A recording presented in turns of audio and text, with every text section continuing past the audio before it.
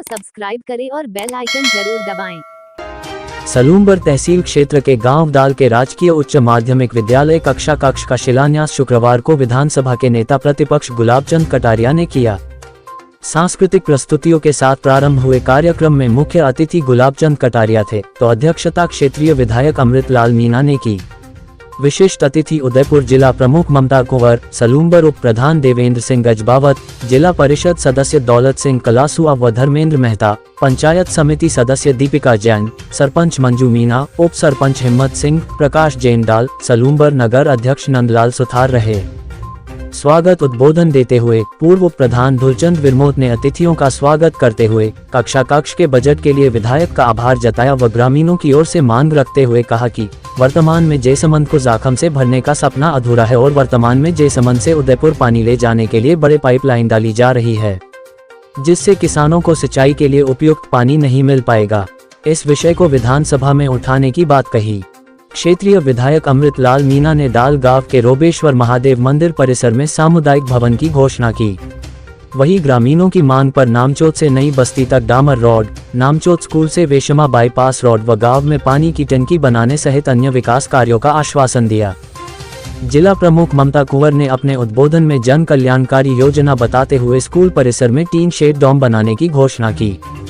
इस दौरान पूर्व जिला अध्यक्ष भंवर सिंह पवार, सलूम्बर विधानसभा प्रभारी नाना लाल हारी, कैलाश गांधी, पूर्व ग्रामीण मंडल अध्यक्ष रामेश्वर जोशी, परमानंद मेहता, रमेश जोशी खेराड, सोहन लाल चौधरी, पूर्व मंडल अध्यक्ष करण सिंह पवार, संजय चाष्टा, दुष्यंत भट्ट, सौरभ कोठारी, लक्ष्मण सिंह, हिम्मत सिंह राठौर, कालू लाल जैन, भगवती लाल जैन, भगत सिंह, विजय सिंह, मुकेश दर्जी सहित स्कूली छात्र छात्राएं व ग्रामवासी मौजूद रहे।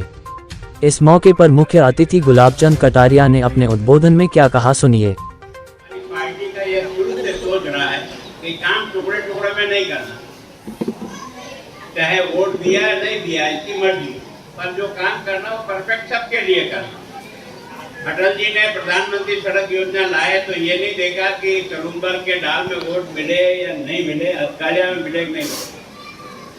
सारे हिंदुस्तान में चाहे हमारी सरकार है नहीं है, एमएलए बना नहीं बना, लेकिन एक सा नीतिगत फैसला किया कि सारे हिंदुस्तान में आदिवासी एरिया तक 250 की आबादी तक डामर की सड़क से जोड़ने का पैसा दिल्ली के खजाने से भेजूंगा। आप सच बताइए, ये पहली बार इन्वेस्टमेंट सबके लिए करना, केवल वोटों की गिनती के आधार पर करना, ये देश का विकास नहीं कर पाए।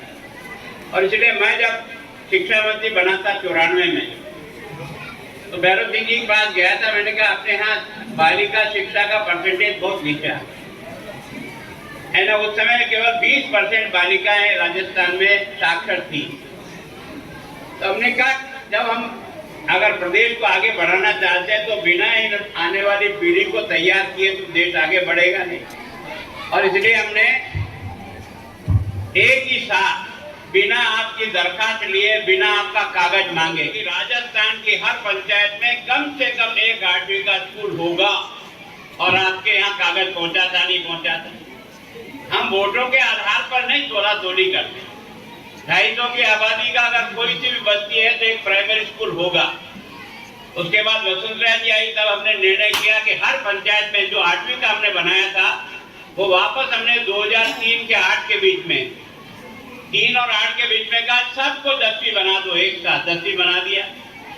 उसके बाद 13 से 18 फिर वसुंधरा जी आई, तब ने एक ही कलम से राजस्थान की हर पंचायत को 12वीं का स्कूल बना दो ताकि ये बच्चियां पढ़ सके। और आज मैं आपको धन्यवाद देता हूं गांव वालों को, 261 बच्चियां पढ़ती है और 151 बच्चे पढ़ते हैं। ये क्रांति कैसे हुई? इस विद्यालय से हुई। अगर ये 12वीं का स्कूल नहीं होता तो ये बच्ची तो कभी भी 12वीं नहीं करती, क्योंकि आप भी माँ बाप हैं, मैं भी माँ बाप हूँ। अपनी जवान बेटी को कभी भी 5 किलोमीटर दूर पढ़ने के लिए भेजने की मंशा अपनी नहीं होती।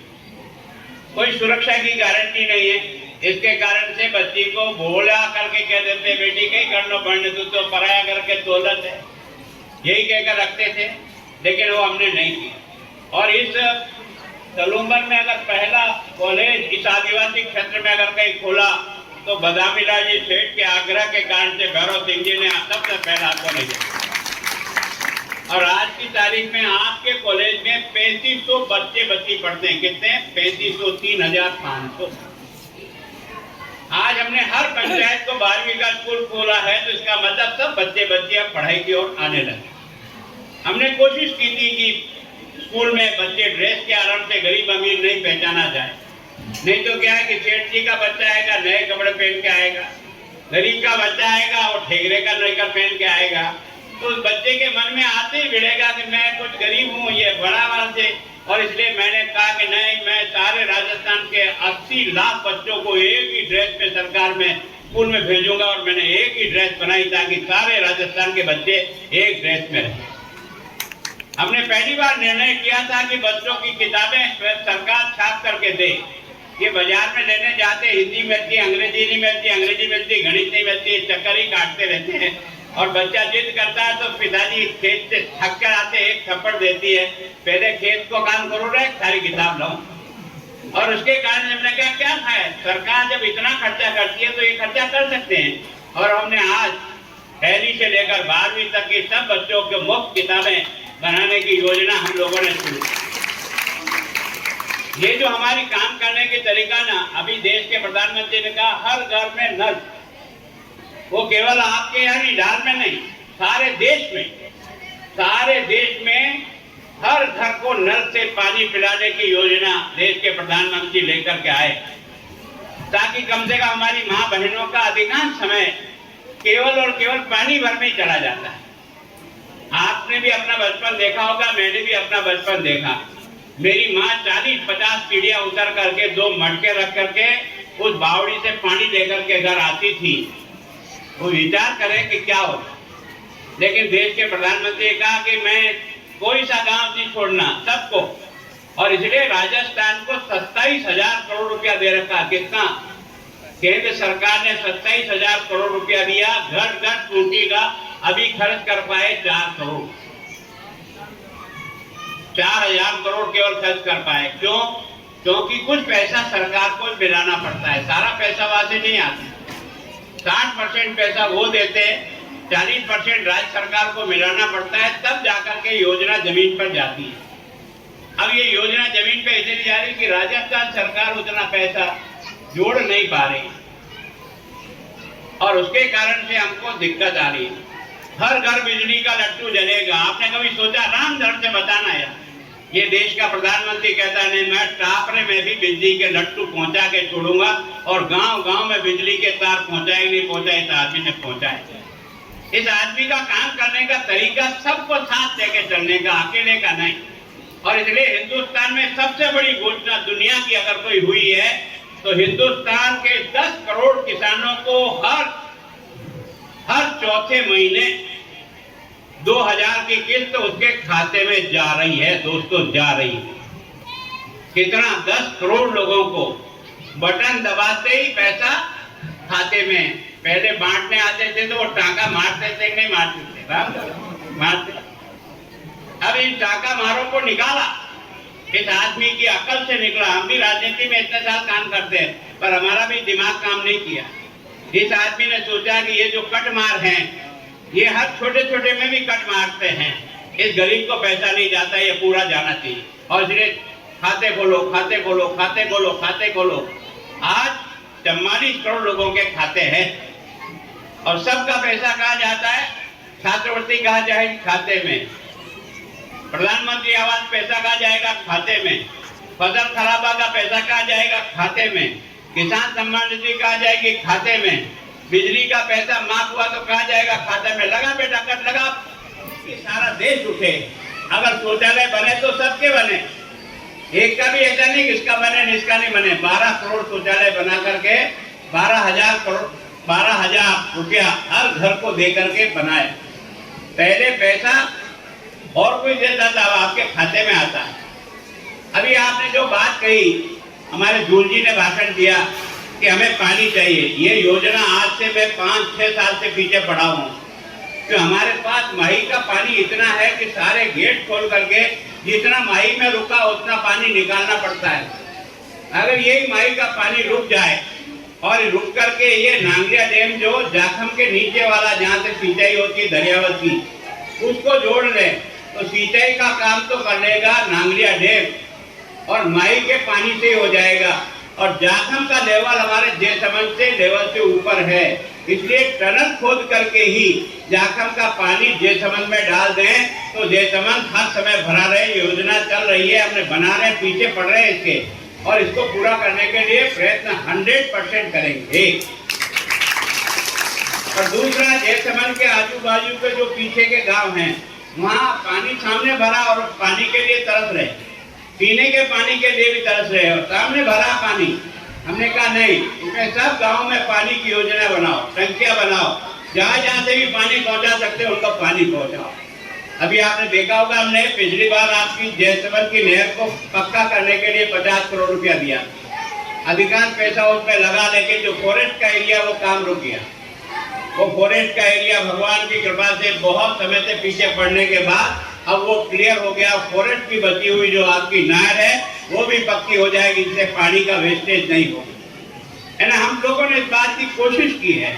देश का ये पहला प्रधानमंत्री है जो फसल बीमा योजना से कवर किया। ये पहला फसल बीमा योजना अटल बिहारी वाजपेयी ने लागू की थी। पहला किसान क्रेडिट कार्ड अगर किसी ने दिया किसान को, हैसियत प्रमाण पत्र, तो वो अटल बिहारी वाजपेयी ने।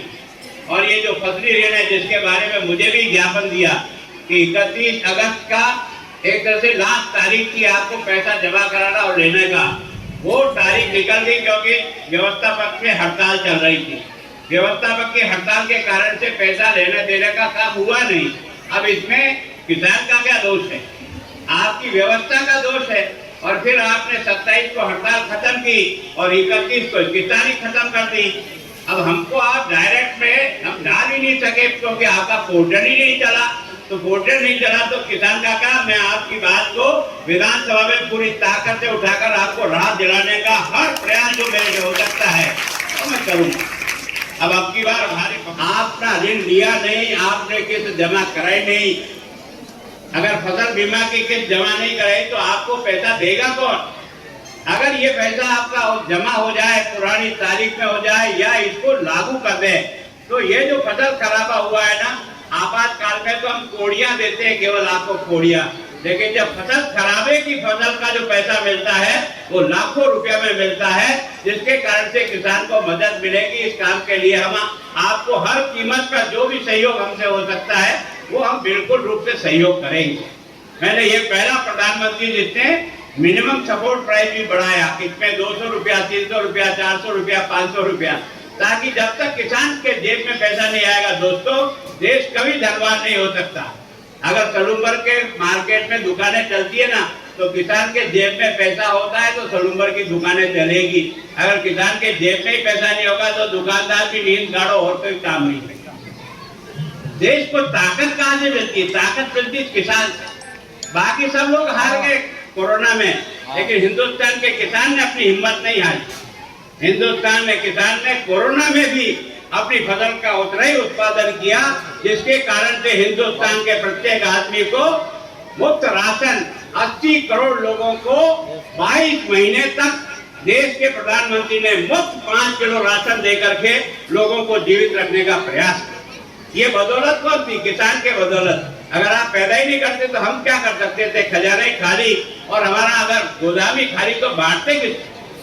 तो हिंदुस्तान के किसान ने इस आपदा के समय में भी जिस हिम्मत से काम किया, और उसके कारण से हम लोग मानते हैं कि किसान को कैसे बढ़ाया जाए, तो हमारी तरफ से हर कोशिश यह है कि किसान को कैसे हम शक्तिशाली बनाने का प्रयास करें। मैं सोचता हूँ कि कोशिश की है हर काम के लिए। अभी मेरे को कुछ कागज और दिए हैं। अब जैसे आपने कहा, मतलब विकास के लिए पैसे की कमी नहीं है, पैसे का नियोजन सही ढंग से नहीं होता। ये देश का प्रधानमंत्री है कि रोज नोट झाड़ रहा है पकड़ पकड़ कर, केवल और केवल इस छोटे समय में 1 लाख करोड़ रुपया लोगों की जेबों से निकाल दिया था। जो ढेर सारे नोट लगा रखे हैं ना, तहखाने में भरे सारे सड़ रहे हैं, उनको निकालने की ताकत किसी में है तो इसने है। ये कहता न खाऊंगा और न खाने दूंगा। ये जो हिम्मत से जिस हिसाब से काम कर रहा है, अगर लोग उसका साथ दे, सहयोग करें, तो वो बहुत मजबूती से काम। आज देश में सबसे बड़ा दुश्मन कोई है आज भी, तो ये भ्रष्टाचार है। जहां जाओ वहां से कतरनी लेके तैयार रहता है। बात ही नहीं सुनता, बाकी टेढ़ी बातें करता। नौकरी अपन लगाते हैं, ये पहली तारीख को उसको तनख्वाह अपन देते हैं, अपन माई बाप है, लेकिन वो घुर्राता है अपने घर और जेब काटता है। इस बीमारी का इलाज जनता जब तक ठीक दिमाग में नहीं बैठेगा ना, नहीं निकलेगा ये, इसका इलाज निकालना पड़ेगा ताकि देश को मजबूत बना सके, देश को ठीक बढ़ा सके। मेरे हिसाब से पहले जो टैक्स का कलेक्शन होता था हर महीने का, वो 60,000 होता था। अब ये जो जीएसटी लगाने के बाद आज की तारीख में जो टैक्स का महीने की आमदनी हो रही है वो 163 करोड़ रुपया, 1,63,000 करोड़। इसका मतलब टैक्स कलेक्शन बढ़ा, लोगों को टैक्स देने की आदत बनी, और टैक्स से तो खजाना भरेगा, और खजाना भरेगा उसी से काम करेंगे, जेब से कोई नेता नहीं लाता है। ये जो आपके यहाँ 10 लाख रुपया लग रहा है ना, एमएलए साहब की जेब का नहीं है, ये पैसा तो आप जनता जनार्दन तुमने जो खजाने में डाला है ना, हम तो केवल और केवल उसके मुनीमगिरी करते हैं और कुछ नहीं करते। पर इस पैसे का सही उपयोग हो जाए तो वास्तव में हम जो चाहते हैं वो काम ठीक प्रकार से हो पाए। तो वास्तव में जो काम हमको करना है ये ना, मैं सोचता हूँ कौन किस पार्टी को तो मर्जी हो जिसको दो, पर ताकड़ी में तोल के तो दो रे यार, भगवान ने तुमको इतनी अकल तो दी है। अगर तुम्हारी ताकड़ी के चेहरे में हमारा दम नहीं है तो मत दो यार, अगर हमारी ताकड़ी में दम है तो दो। उस समय मनमार करते हम बेचते, इधर आप देखते आई क्या कहीं पाप करके आए, काम करके आते हैं। मैं भी आज आपके बीच में 40 साल से मोटरसाइकिल में घूमता घूमता आया हूँ। हम लोगों ने भी कुछ करने का प्रयास किया है, ऐसा नहीं कि हम लोगों ने काम नहीं किया। तो हम लोगों का काम करने का तौर तरीका है, हम चाहते हैं कि हम जनता के काका जी नहीं है, हम जनता के सेवक है। हम नेता बनते हैं ना, वोट की पेटी से आप भले हमें पैदा करते हो, पर हम आपके मालिक नहीं है, हम आपके सेवक है।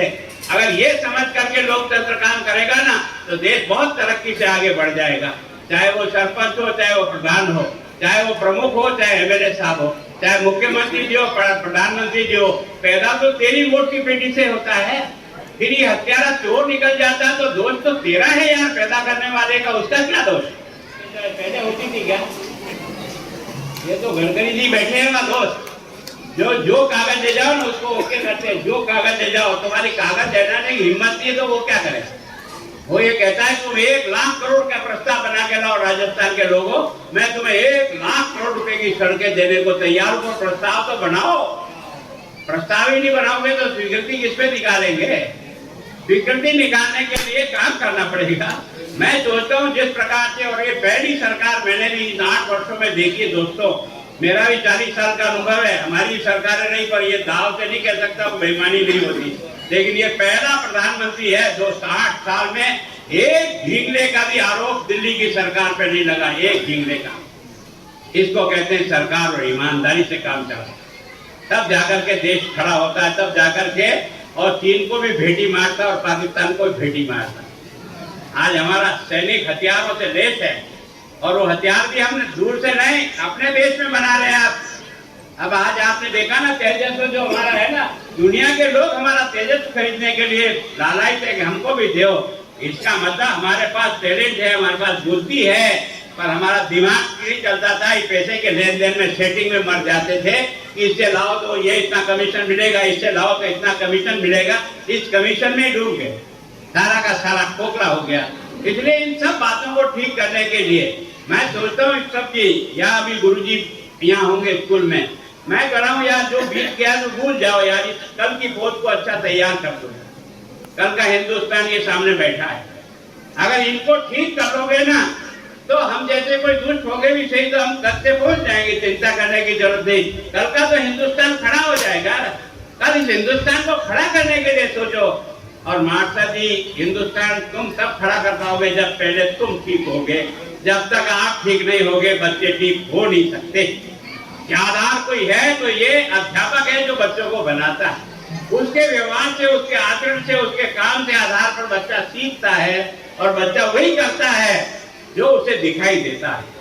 आसपास का वातावरण से बच्चे का निर्माण होता है। तो मैं सोचता हूँ आप सब लोग वातावरण बनाने का प्रयास करो। जहाँ तक कमियों के बारे में जो आपने कहा, इसमें कोई कमी नहीं है, सारे कागज इकट्ठे करके लाना। अभी 16-19 तारीख को विधानसभा चल रही है, मैं तो सोचता हूँ उसके पहले ही मैं आपका कोई रास्ता निकाल के दूंगा। 31 तारीख का जो आपने बैंड हो गया ना, उसके कारण से हमको बहुत बड़ा घाटा हो गया। मुख्यमंत्री से जाकर के भी मिलूंगा कल परसों में, और मैं कहूंगा कि इसको डेट को आगे बढ़ाओ, जिसके कारण से किसान अपना पैसा जमा करा सके और वापस दे करके वो अपना बीमा करा सके, ताकि उसको फसल का नुकसान जो है ना वो मिल जाए। तो मैं सोचता हूँ ऐसा कुछ नहीं है, आप लोगों को भी थोड़ा चाहिए कि अपनी बात को लिख करके आगे भेजने का प्रयास करो। रद्दी में डाल देंगे, हम डालने दो, 3 बार आएगा, चौथे बार तो हमारा भेजे में ही तो भाटा पड़ेगा यार, ये चौथी बार भी लिख रहा है आदमी, तो कोई कोई तो बात होगी यार। तो आप घबराओ मत, है ना, हम वो सब मिलकर के काम करेंगे तब ठीक काम को ठीक कर पाएंगे। और इसलिए मेरी, क्योंकि प्रकाश जी ने बहुत ही आग्रह किया, मैंने तो मना कर दिया। मैं कहा यार हमारे पर तो उपवास था, कल हमारे पाने थे, हमने कहा टाइम नहीं बैठ रहा है, पर प्रकाश जी तो पीछे ही पड़ गए। ये तो रात को भी 10 बजे आके मेरे घर के बाहर खड़े, मैं कहीं से शहर से घूम के आया, मैंने कहा दादा यार तो मैं बुढ़ापे में मारेगा और तो फिर लेकिन मैं, क्योंकि इनकी आदेश है। अभी आपने दूरदास जी को सुना है, ये भी मेरे बचपन के साथी है। आप कई लोग यहाँ बैठे हैं जिनका नाम सुमान सिंह जी मैं नहीं जानता हूँ, और आप भी मुझे में से कई जानते हो। मुझे नेता के रूप में नहीं जानते हो, कार्यकर्ता के रूप में जानते हो। मैं कार्यकर्ता के रूप में ही काम करता रहा हूँ, कार्यकर्ता के रूप में आज भी काम कर रहा हूँ। मैं चाहता हूँ कि आप और हम सब मिलकर के देश बनाने के बारे में सोचे। देश बनेगा तो तुम और हम सब बनेंगे, और देश नहीं बनेगा तो अपन कुछ नहीं बनेगा। और देश बनाने के लिए ईमानदारी से फैसला करना पड़ता है, ईमानदारी से निर्णय करना पड़ता है, तब तक नहीं बन पाएगा। और इसलिए यहाँ के संस्था प्रधान जी का भी बहुत बहुत आभारी। बच्चों तुम्हारा माफी चाहता हूँ, आज तुमको गर्मी में हमने बहुत परेशान किया, इसके लिए तुमसे माफी चाहता हूँ कि तुमको इस गर्मी में भी यहाँ बैठे रहना पड़ा। और आयोजकों ने क्योंकि तय कर रखा था कि भोजन भी यही होना है, इसके कारण से भी सबको इंतजार करना पड़ रहा है। और मेरे कारण से 3 बज गई है, भूख लगी है 3:15 बजे, तो इस पाप का भी मैं भागी बना हूँ अकल से। जो तुझे अच्छा लगे वो कर, मुझे जो करना है वो मुझे करना है, मेरी सेवा करना मेरा धर्म है। मुझे जिस लायक बनाया, जिस लायक यहाँ भाषण दे रहा हूँ, ये आप जैसी जनता जनार्दन की मेहरबानी से ही यहाँ भाषण दे रहा हूँ। तो मुझे इस काबिल बनाने वाली जनता मेरी माई बाप है, उसकी सेवा करना, उसका काम करना मेरा धर्म है। मैं अपनी पार्टी के सभी साथियों को कहता हूँ कि भले आदमी इस बात का ध्यान रखो यार, जनता तुम्हें कहाँ से उठा के कहाँ तक पहुँचाती है, कितना मान और सम्मान होता है। फिर उस जनता की ईमानदारी से सेवा करके उसका कर्जा उतारने की कोशिश करो। कर्जा पूरा नहीं उतरेगा, ब्याज भी नहीं दे पाओगे, ये ध्यान रखना। जितना तुमको ऊपर उठाया, इस बात का ध्यान रख करके काम करने का प्रयास करो। आप सबका आशीर्वाद मिले, प्रभु का आशीर्वाद मिले, जो कुछ अच्छा कर सकते हैं करने का प्रयास करेंगे। धन्यवाद।